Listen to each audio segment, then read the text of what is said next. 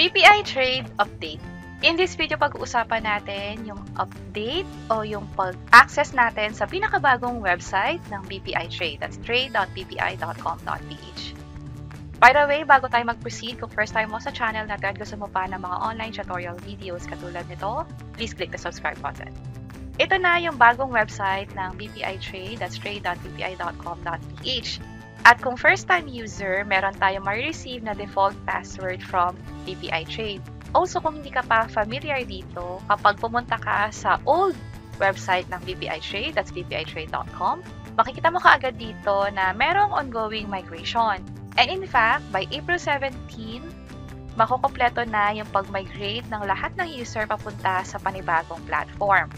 At ano yung dapat nyo munang malaman before kayo mag-migrate? Meron kasing hindi pa na-migrate yung account at malalaman nyo yan sa pamamagitan ng email na ma-receive nyo mismo sa BPI Trade. So, pakita ko very quick yung mga email na yon. Ito yung unang email na na-receive namin kung saan meron silang reminder na magkakaroon nga ng migration dun sa account by April 4. Hindi lahat ng user April 4. Katulad ng sabi dito, yung complete migration will happen on this date, April 17.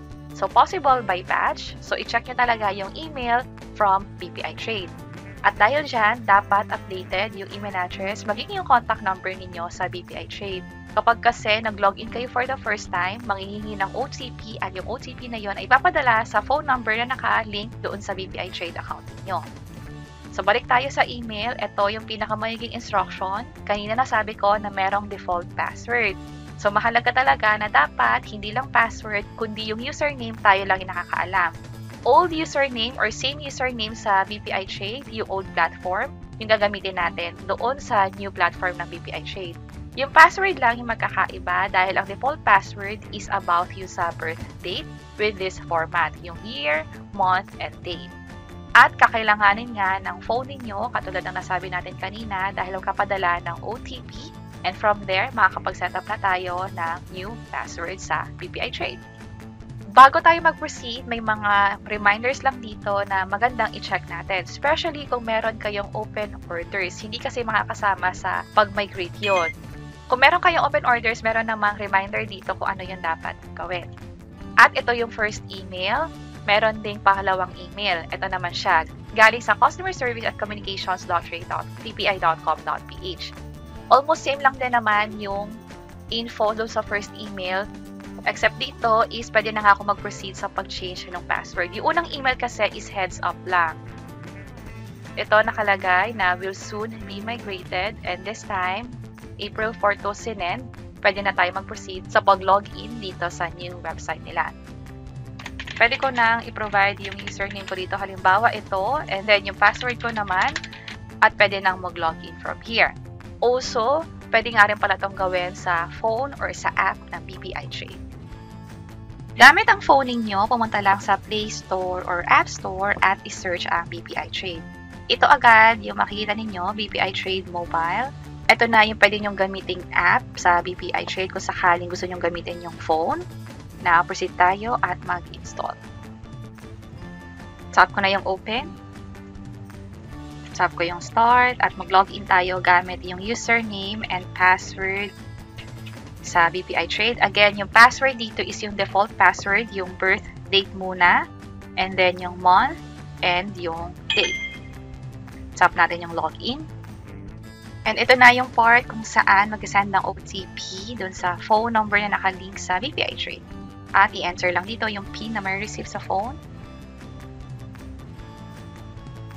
Tap yung submit. And please change your password and trading PIN before you proceed. Click ko yung OK. Mag-setup na tayo ng new password. Tap yung submit. This time, yung trading PIN naman. Tap ulit yung submit. Here's the confirmation. You have successfully updated your password and your PIN. Back to login tayo at kailangan mag-enter ng user ID and password ulit. Another code for the login. Submit. At i-enable ko na rin yung fingerprint ko. Send me the code ulit. Tap submit. And activated na yun sa fingerprint. This time, pwede tayong mag-set ng default homepage or home screen. Pwede yung dashboard, watchlist, or market summary. Siguro dashboard na lang. At ito na yun sa dashboard. Makikita dito yung total balance. Also, yung mga pricing sa market. Pwede rin i-access yung sa order history at maging yung sa portfolio natin. Meron ditong menu kung saan pwede mong i-access iba't ibang mga features pa. Katulad ng pag may sinad kang watchlist, also yung mga research or yung mga analysis, andito rin yan. At marami pang iba dito. Kung sakaling may kailangan kang i-update sa account mo, andito naman yan sa settings. And before tayo mag-end, very quick, mag-login lang ako dito sa web version naman ng BPI Trade. So, click ko tong login. At kailangan ulit ng code for this access. I-enter lang dito yung PIN na may receive. Click verify. Dito sa web version, ito agad yung makikita pero nawala siya kaagad. And let's see kung ano yung magiging itsura niya. And right away, makikita agad natin yung pricing ng mga shares na pwedeng bilhin or i-buy or sell. Andito rin iba't ibang mga features, katulad ng sa watchlist. Pwede tayong mag-create ng watchlist dito. Also, yung sa mga chart. Andito yung option ng pag-buy or sell, which is nandito rin naman sa bandang baba. Andito pa iba't ibang mga features kung gusto nyo i-access yung mga news or yung mga published articles. At marami pang iba dito. Nung click ko yung Explore Our Services, dito ako napunta at hindi na ako makabalik sa previous na view. So instead, ang gagawin natin ay balik tayo sa trade.bpi.com.ph at mag-login. Oops, ito pala yung access ko. I think no need to log in. Instead, punta tayo sa trading hall. At ito rin yung view na nakita natin kanina. So kung i-access nyo pa yung ibang mga options dito, possible mapunta kayo sa new page. So I suggest instead of clicking it directly, i-right-click nyo na lang and i-open sa panibagong tab katulad nito. Also, kung gusto mong baguhin yung parang layout nito, pumunta lang sa settings at may pagpipili ang layout from here. Andito rin yung sa user interface kung saan pwede maging light mode or sa dark mode.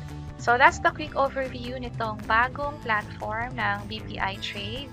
Again, i-check nyo yung email na ipapadala sa inyo ng BPI Trade. At ang napansin ko nga pala is walang link na i-click dito sa pinadalang email ng BPI Trade. Instead, itong nakikita natin na trade.bpi.com.ph, nasa image lang yan. So, hindi nyo yan makiklik.